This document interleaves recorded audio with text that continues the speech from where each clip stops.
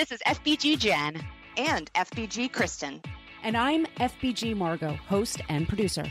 You're listening to the podcast that will help you keep a lid on the junk in the trunk and inspire you to live a happy and confident life.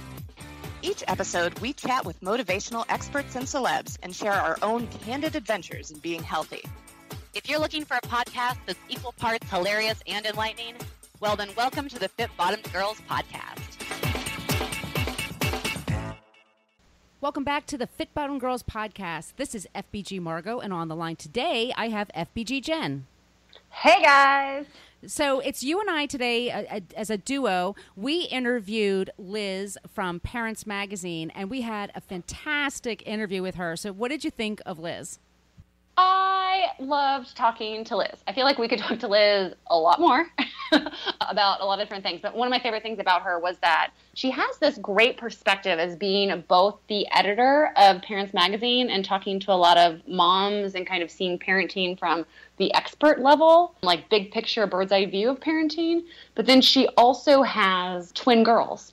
So she also has this really real life perspective of how she does it and what it means to be a mom to her and how she balances and evolves. And I thought she was just gave a lot of like really good, actionable things that you can do if you're a mom, and just had really good perspective. I thought it was just a really interesting conversation.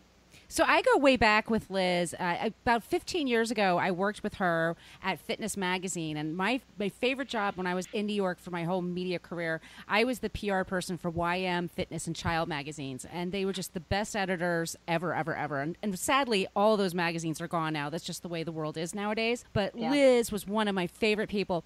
Liz was the kind of person, I could get an email from the Today Show and like, hey, we need somebody to talk about sugar this Thursday in the 8 a.m. hour. Can Liz make it? And Liz was always fantastic. And you guys are going to hear it now. She's a great talker.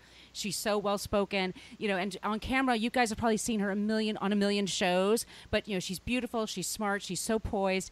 But all of that, aside, she's just a really cool, down-to-earth person, and she's not going to make you feel intimidated at all. Yeah, I thought that she was totally down to earth. I love so much that she had to say when she was talking about her kids as both like when she was working and when they were babies. And then also now that they're older, and she talked about social media and the pressures of social media. And it was a great conversation. Yeah, I think you guys are going to really enjoy this. The only thing I have to just say as a caveat is that when I was recording this, I am the producer for the show.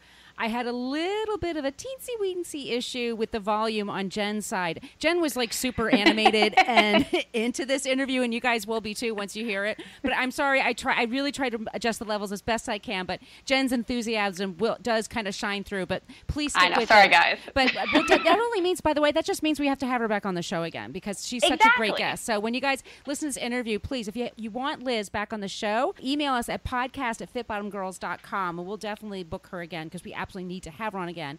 And by the way, Jen. Yes? You can find our podcast wherever you find your podcast apps, including iHeartRadio now. Is that correct? Yeah, that's correct. It's pretty exciting. Very exciting. So wherever you get your podcast, be sure to subscribe to the show. That way you'll never miss an episode. And if you leave us a 5-star review, especially in iTunes, we will read it on the air. And Jen, we got a new 5-star review. Yay! There's our enthusiasm. So so that's it. So this is it's from the person's is called Too Many Apps from USA. And this is in iTunes. And he or she writes down, hands down, my favorite podcast. I get up at 5:30 a.m. every day, and knowing that I get to listen to these ladies be so real about health and fitness makes getting out of bed so much easier. Isn't that sweet? Oh, there's no better compliment in the world. Absolutely. And you guys, please reach out and get in touch with us on Facebook and Twitter, or email the podcast at fitbottomedgirls.com. You can find us at fitbottomedgirl on Facebook, on Twitter, and let us know what you think of the show. And we love putting it on. It's been so much fun. And yeah, please let us know what you think of Liz. I think you guys are going to really, really love her. So, Jen? Yeah? I say we get right into this interview today. Let's do it. All right, here we go. Welcome back to the Fit Bottomed Girls podcast. Liz Vaccariello is the editor-in-chief of the Meredith Parents Network, which includes Parents, Fit Pregnancy and Baby, Family Fun, and Parents Latina magazines. Her background also includes serving as editor-in-chief of Rachel Ray Every Day, editor-in-chief of Prevention, executive editor of Fitness, and editor-in-chief of Cleveland Magazine. In addition, she's the author of 9 New York Times bestselling books, including The Flat Belly Diet. She's here today to talk about how to fit exercise and wellness when you have an incredibly busy schedule, plus tips for modern parenting. Welcome to the show, Liz. I am happy to be here. Super. So this is Margot, and on the line today we have Jen. Hey, guys. So, Liz, you and I go way, way back to our days at Fitness Magazine, which was an incredible magazine. I miss it so much. And Aww, I know. I do too. And you are the mom to 2 amazing girls. So, given your busy schedule, you manage so many magazines. How do you fit in fitness with your lifestyle, with your busy lifestyle, and all of your other obligations? You know, I hope it'll make people feel a little better that I'm still working it out after all these years. I mean, my fitness journey has changed a lot, I have to say, when I was at Fitness Magazine and before I had kids. I remember I would sometimes count the hours, and I was like, I worked out 13 hours this week. You know, that's on top of the walking everywhere. You know, like fitness was my life, so I'd take 2 classes a day and all that. The minute I had the girls, I had twins, it was like, oh boy, you know, everything is a choice. So when you're not with the girls, if you're at the gym, you're not with the girls. And if you're with the girls or sleeping, God forbid, or working your job, you're not working out. So I decided to just focus on eating, actually, for those first 3 and 4 years. I really watched my calorie intake, and I walked as much as I could, and I just trainer twice a week. So I just worked on muscle mass. So I literally worked out, in quotes, 2 hours a week for years, and I've really focused on the eating. And then as they grew older, I started working back in running, and now I'm into all of these bar classes and spinning classes like flywheel and soul cycle. So now I have a little more flexibility, and I can come and go a little more. And I'm trying to figure out what time of day works best for me now, because now if I'm going to a flywheel or a bar method or something, I have to decide, okay, do I want to take an hour and a half lunch in the city, or do I want to get up at 5 o'clock in the morning out in the suburbs and do it? So I'm really, as we speak, navigating that and deciding what works best for my lifestyle. So I have a 2.5-year-old, and I completely and totally relate to all that kind of like the evolution. And for me, a lot of what it's come down to is kind of like managing my energy and understanding that it does take a lot of energy to, you know, raise a child and be there like 100% for your child and your job and your other, you know, friendships and family and relationships. So for me, workouts have kind of become like what's going to give me energy, where pre-kids, I could kind of like, you know, work out and be sore for a couple of days, and that was fine because I could recover.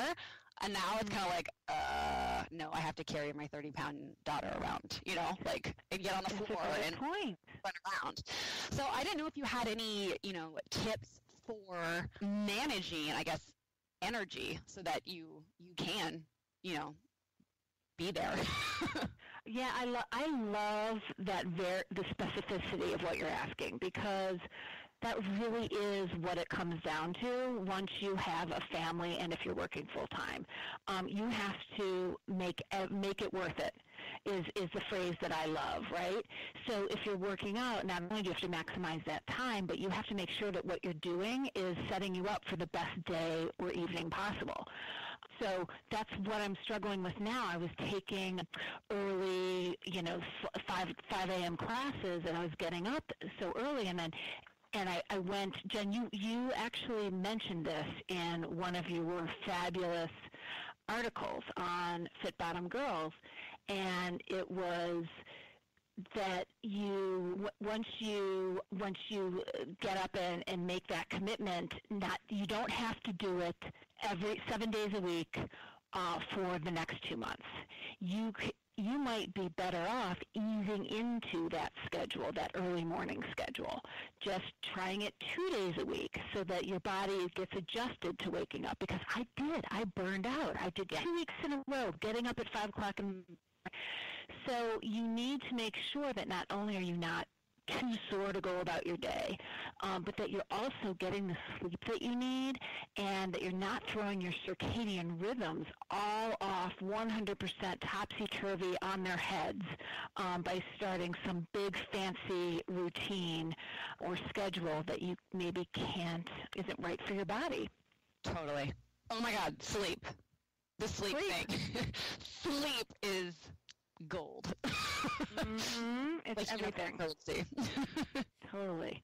And I think that for many years, a lot of mothers, and women in particular, sort of were, I don't know, I guess the word is, they were dismissive of sleep. It almost became a badge of honor to say how exhausted you were, to say you only got 4 hours of sleep, or you're living on 5 hours, or I haven't slept a good night in 14 years, or what have you.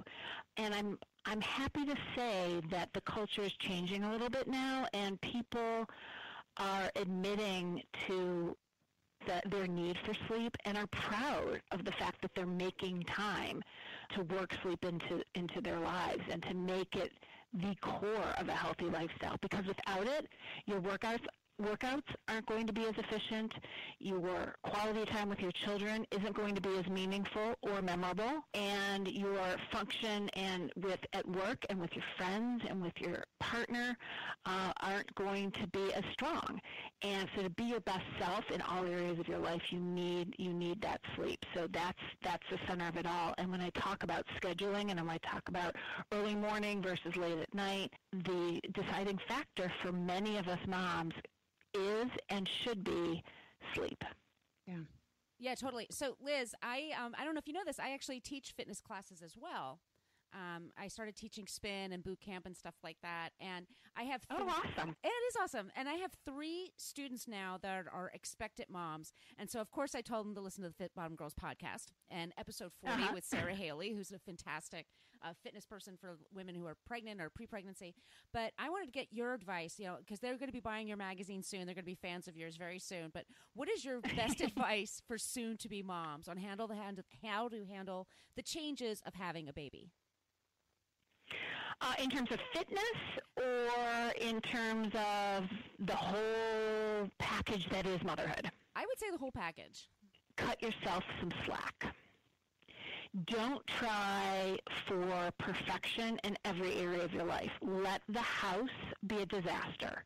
Or if you can't let the house be a disaster, let your hair grow out and don't blow dry it every day if you don't. Let things go. Don't feel as if you have to follow every word in every parenting blog that you read, for example. What works for one mom might not work for you, and if cobbling together a piece of this and a part of that is the best thing for you and your family, or gets you through the day, or gets you through the breastfeeding, that's fine. I think one of the most welcome changes with millennial moms is that it's a culture of we're commiserating with each other. We're not finger wagging anymore. So cutting yourself some slack and being just doing what you can to get through the day and to get everything that you need to get done is a win. And when I look back on my pregnancy and post-pregnant months, in particular those early months when I was home on maternity leave, I wish I'd have spent a little less time wiping kitchen counters and just going to sleep when the baby was sleeping, just falling asleep with Sophia or with Olivia. There were 2 of them. They were very rarely sleeping at the same time, and because the counter didn't matter at that moment. Every 3 hours, it didn't have to be sterilized. So I think that's my advice. Cut yourself some slack. Let the counters go. Yeah, let the counters go. Right? Counter's going to be okay. It's going to be okay. Mm-hmm. Yeah. Mm-hmm. That's awesome. I'm really curious as to how you have seen. You just touched on millennial moms, but just kind of how you've seen the parenting world and coverage on your magazine and what readers want and what they need and kind of what the mission of the magazine is. How has that tone changed over, say, the last 10 years? I think it's about being real with the reader. A mother today can get information on teething or vaccinations anywhere, on digitally. It used to be that you would get, a book, what to expect when you're expecting. You had your pediatrician and your mother, and that was it. Now, these moms and dads are getting advice from everywhere, and it's overwhelming to them. 68% of new parents say that they're overloaded with information. So when I look at the magazine, I really try to make sure that the voice and the tone are a lot less instructive and practical, and a little more of an emotional experience, a way to tell stories for readers to see what other mothers and fathers are going through, or what worked for them. This parent wants to know what the experts say, and Parents Magazine is standing on 90 years of partnerships with the American Academy of Pediatrics, so we've got that going for us. But more than ever before, they also want to know what works for other moms so that they can then cobble together a plan or a solution to whatever problem it is that works for them, or that strikes the right note with their family values. So I think that's one of the biggest changes, and I hope that the magazine and where I've been taking it reflects that. You'll see a lot more stories from mothers, how I got through teething, or what worked for me in identifying my child's true food allergy. Those kinds of stories, in addition to the science-backed, research-backed pieces.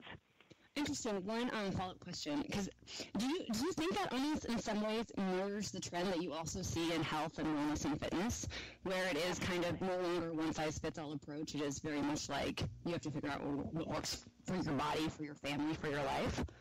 Absolutely. And when you look at research into this generation, in any category imaginable, they say that people want personalization. And when it comes to fitness and exercise and nutrition and weight loss, that means very specifically every human being, their physiology, their temperament, their means are different. And so if you are overly prescriptive with somebody, you're not going to really connect with them, because these millennials and Gen X people, they get that there is not one size fits all. So you very much have to be adaptive, and you have to be a place where people come together, like the Bottom Girls is, where people come together and they share their ideas, and you can pick and choose what you want to learn from or be inspired by.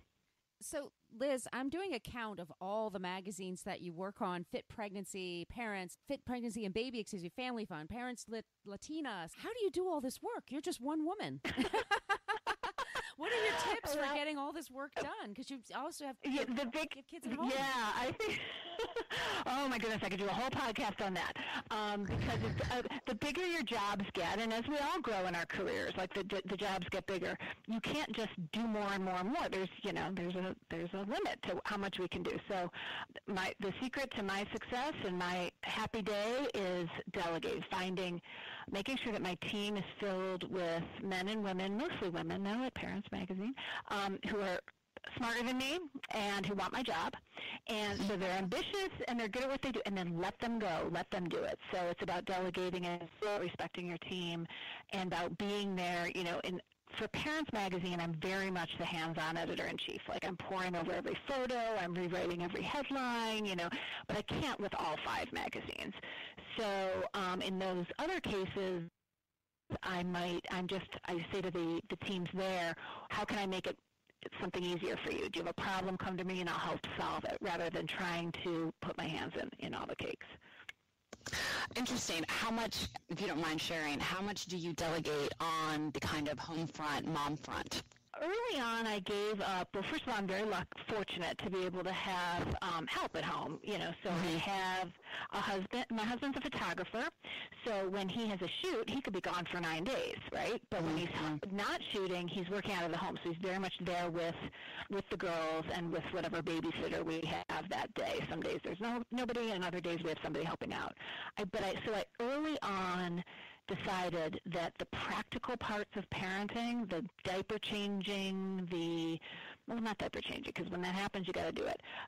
But the laundry, the house cleaning, the scheduling of doctor's appointments, it was okay if I didn't do those things. It was okay if I had Steve.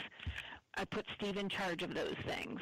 And that has given me great relief and empowered him more than I ever expected it to. And I think that's one of the things when you talk about mom and dad balance, when you look at the research and division of labor, in homes with 2 full-time parents, most parents say that the chores, the discipline, the quality time with kids are shared equally. Mom and dad are both all in, right? Mm-hmm. But when you look at scheduling, or, play dates, soccer trial, whatever it is, sick days, who has to stay home if somebody's home from school, that falls more on the mom. So I think that's one of the ways that the inequality sort of presents itself. So very early on in the girls' lives, I decided that I was not going to adhere to those gender roles, and I wanted to be there and mother and parent, and I use those words as verbs. I wanted to mother in a way that was meaningful. So if I didn't sterilize the bottles, that was okay, but as long as I was there to read the books and rock them to sleep and breastfeed when I could and those types of things.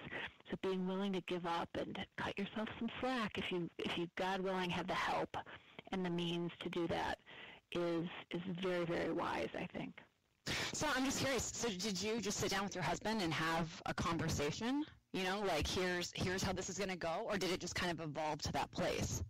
Well, we were lucky in that it evolved, but it's interesting because when I look at focus groups, when I talk to our readers, they think that many of them have gender inequalities at home, and there's nothing they can do about it. Their husbands just, I don't want to look at a diaper, and there's nothing they can do about it. Others have husbands who are all in, but the mothers won't let go, right? They won't give up things that they've always done. In my case, because I was pregnant with twins, I had to go on bed rest. So before that, my husband and I were together for 17 years before we had the girls.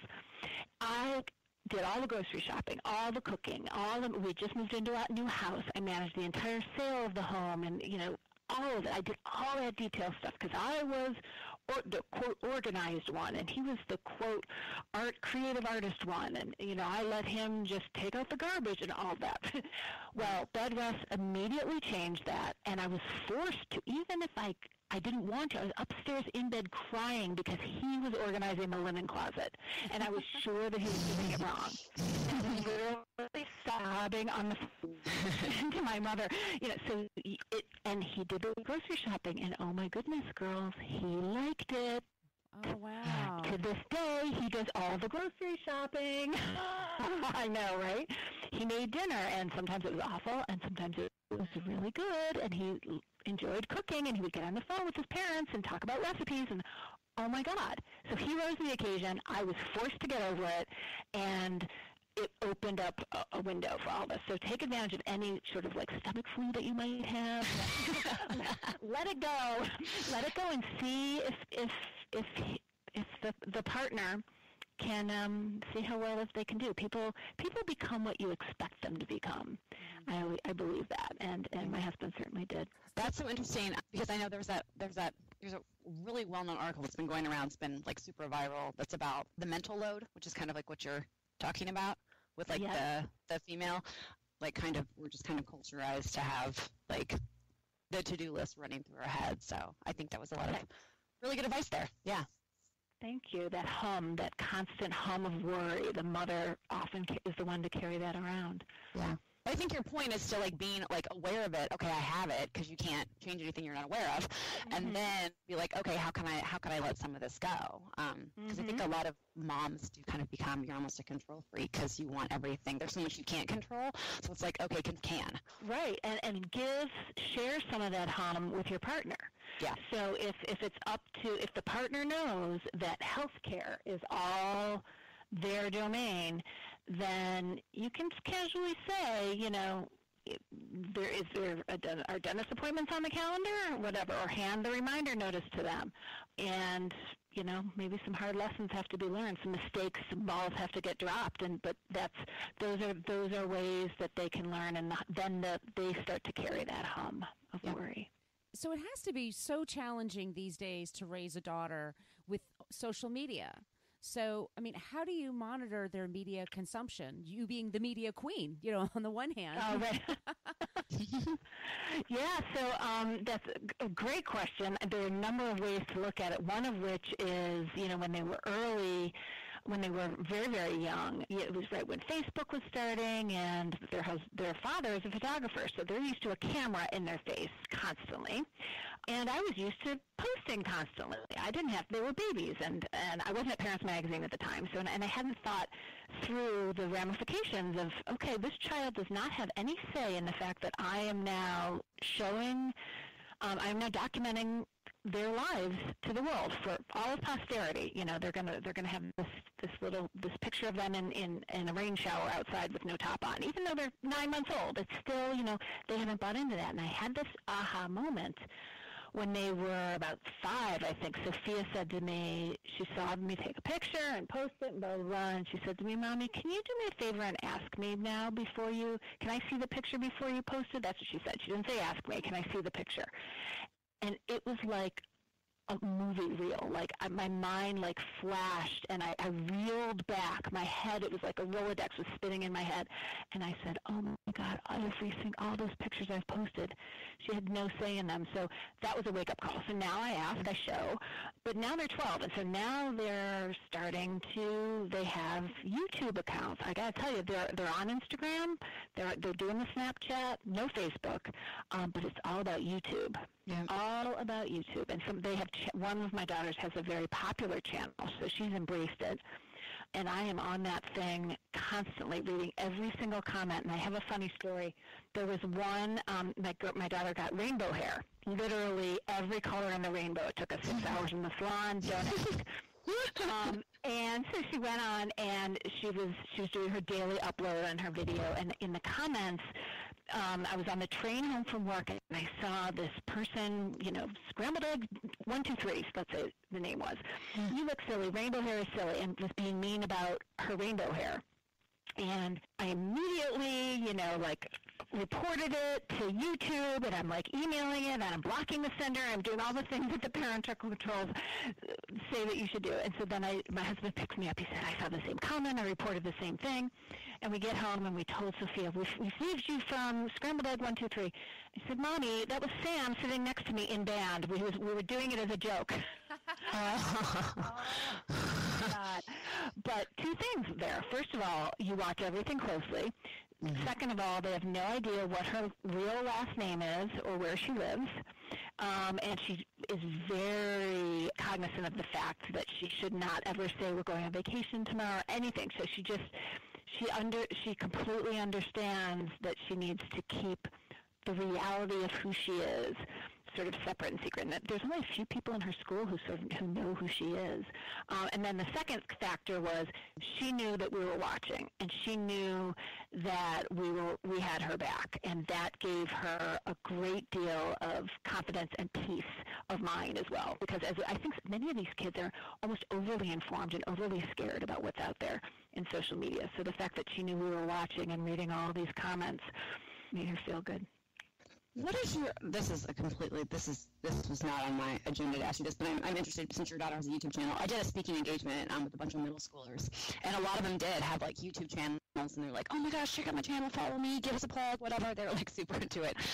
It was very different because I hadn't interacted with 60, I think I spoke to a total of 120. I hadn't interacted with that many Asian kids at the time. I was like, whoa. Fascinating, but a lot of them, I'd be like, okay, what do you want to do? And they're all like, we want to do what you do. We want to be an influencer. That's what they want. Right. Do you hear that? Do you get a sense from that as a career? It just kind of blows my mind because, I grew up not realizing that even what I do now was a job opportunity or it didn't exist. That's an excellent point. I hadn't thought about it in that context before, but my one daughter, she used to want to be a marine biologist and save the sea turtles, and now she wants to be a YouTuber because she sees that the people who are of a certain scale, she's not there, but they get products for free to talk about, and whatever their passion point is that they're YouTubing about, vlogging about, they can get ads on their channel. So she sees, because she's following other like YouTubers, that people make a living out of it. And one time the words came out of her mouth, well, what if I maybe don't go to college and just YouTube my way? Right. Yeah. Oh my God. You have to understand that these are moments in time that the fad that you're talking about right now might not even exist in 2 years. Right.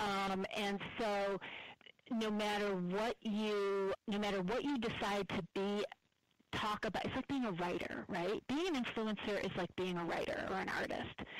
You have to be an educated, well-rounded person, and a college degree is a way to become that, in order to be a good artist, in order to have the communication skills and the world view to influence in a appropriate and inspiring way, or to write a story that has meaning.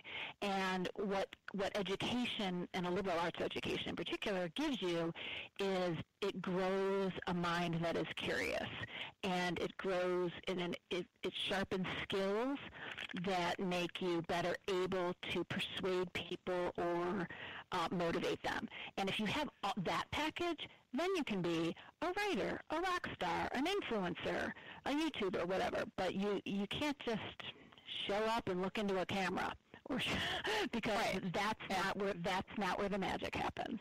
So is that the speech I gave her?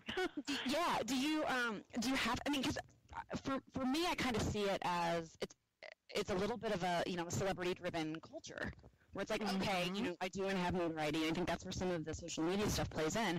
Was that it's like, how many likes do you have? Like, there's so many Facebook likes when all we want is love, or Instagram likes, or whatever, when all we want is love. So, I mean, do you have any tips for how to, and this is kind of a two-part question, now that would be parenting in kind of the celebrity-driven social media world, and then also the world that exists with the current news cycle. One of the things I say, I'll take the first part first, and that's about the celebrity world. One of the things I say, or conversations I try to have with my girls when try to find out what YouTubers they're following, and then I try to talk to them about what do they stand for. In the case of my one daughter, she's really into scootering, which is a version of skateboarding, right? And there's all these, and what do they stand for? And she doesn't like this one scooter person because all he cares about now and all he talks about is his endorsements and his fans, and he's lost sight of, and this is coming out of my then 11-year-old's mouth. He doesn't really talk about scootering. He's lost his passion for why I started listening to him in the first place, and now it's all about the business to him. So I think that's an interesting way to look at it, and you like this musician, or you like this song, or you like this writer, or you like this reality star.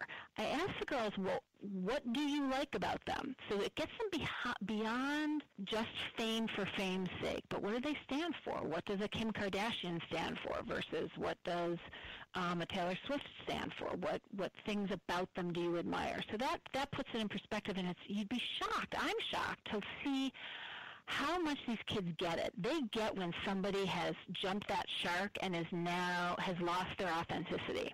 Their authenticity radar is spot on, and they'll be swift to lose respect for somebody who's not doing it for the right reasons, whose passion is gone. That's awesome. So that's one of the things. I'll also, when I look at the news and when I think, every day I read the paper and I'm taking it in, I'm absorbing it. I'm absorbing all this energy as an adult. And so I come to work and I think about kids, and I think about my own daughters over dinner when we're faced with it. And there's so many ways to to be aware and to deal with it. And it depends, I think, on, first of all, the news, and then second of all, the age of your child. So let's take the floods. Let's take Harvey and Irma, for example. I think that's a good example of it's not, you don't have to explain evil in that case. So it's easy to kind of talk about that. And I think it's about when you're talking about tweens or children who are younger than that, it's about guiding the conversation, finding a quiet moment, finding out what they know, which requires listening before you talk, and then sharing your own feelings with your child. So listen, and then tell them, model the fact that you feel scared or you feel uneasy or you feel really sad. In the case of tweens, or teenagers, children who experience trauma, like if they're actually going through some of these disasters, they're in a developmental stage that is going to be disrupted. And you should watch for signs like, for example, children who experience the flooding may be afraid of water or refuse to take a bath, or may have a panic attack when it's raining lightly outside. So parents should be aware of things that might not happen in the moment, but maybe weeks later. And then in the case of teens, I would suggest that parents watch. Many teens are experiencing the trauma and feeling a need to gain some control. So they'll be the ones who are organizing donation drives or food distribution, and it's very aspirational. We're all very proud of them, but make sure that the parent is finding that quiet time for the teen to also be supported and process the emotions, because they might be trying to hide them. So those are some examples of what I would say to people who are watching or affected in an ancillary way with the floods and the hurricanes. That's awesome. Thank you.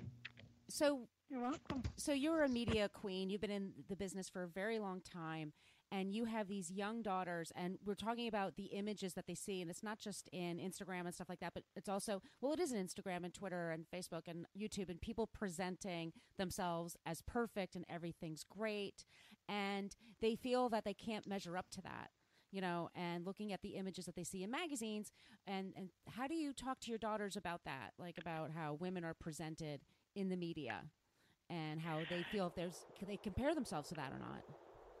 Yeah, that has been on my radar since the girls were infants, because I was, in the weight loss world and writing a diet book in those early years. And I was thinking to myself, how do I explain? I really want to send the right message about diet and healthy weight to them from the get-go. So, I follow the standard advice, like they've never heard me say, oh my God, I feel fat, or I'm on a diet because I want to fit into this dress, or, they never see that. I go to the gym because mommy wants to make muscles. That was the first phrase. And then it was, I want to be strong because you're getting so big, I have to be able to hug you and pick you up still, so I'm going to go to the gym. Those types of things. But I also, when I talk about food in particular, so exercise is easy because you could say, look, I want to be healthy and strong and confident, I feel better. I come back and I feel great after exercising. They see that. But then food, why am I not eating that full piece of birthday cake at, their friend's party? Why did I just take a bite? And so I really have tried to frame food and food choices as being about health and nutrition, and being about trying to avoid chemicals and trying to put the right fuel in my body. So a lot of language there. And I remember the girls were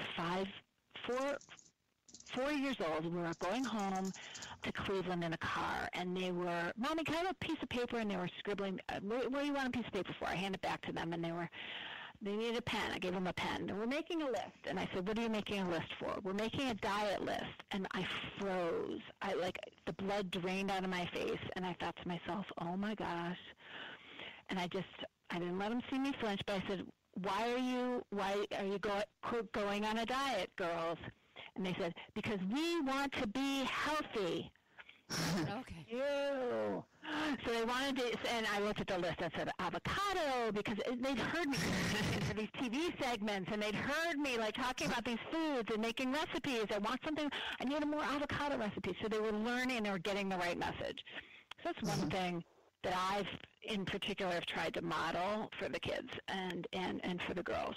Having said that, they will not join a sports team. Like, so the best laid plans, right? Like, I'm not raising two fitness enthusiasts. They won't go on a run for me. They think walking is the most boring thing on earth.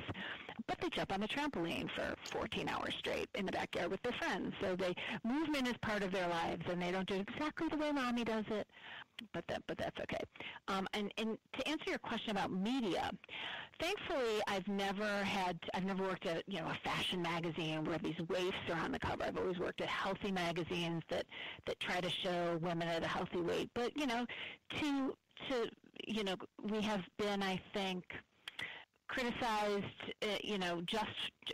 justifiably criticized the women's media and even fitness media for only showing bodies that are slim, and not showing what I call that middle range, that in between range.